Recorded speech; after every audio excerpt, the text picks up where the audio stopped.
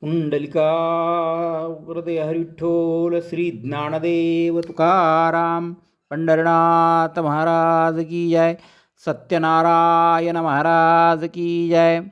एकदा नमेशरण्यातो राहणाऱ्या शौनकादी ऋषींनी पुराण सांगणाऱ्या सुतांना प्रश्न विचारला की हे मुनिश्रेष्ठ हो, मनातील सर्व फले कोणत्या व्रताने प्राप्त होतात. सूत सांगतात, हाच प्रश्न नारदांनी भगवान महाविष्णूला विचारला. विष्णूंनी नारदांना जे सांगितलं तेच मी तुम्हाला सांगतो.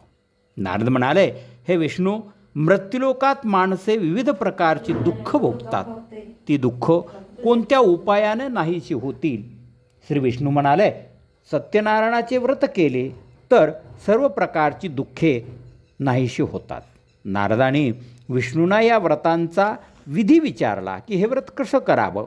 विष्णू म्हणाले, सौभाग्य संतती सुख देणारं अशा प्रकारचं हे व्रत आहे.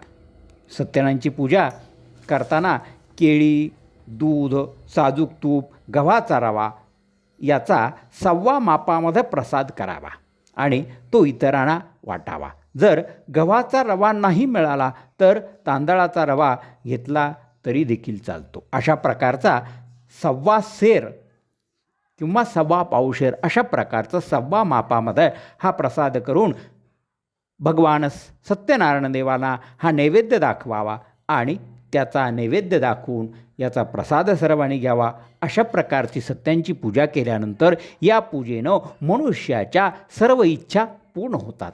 अशा प्रकारचा सत्यनारायण कथेचा पहिला अध्याय पूर्ण झाला. सत्यनारायण महाराज की जय.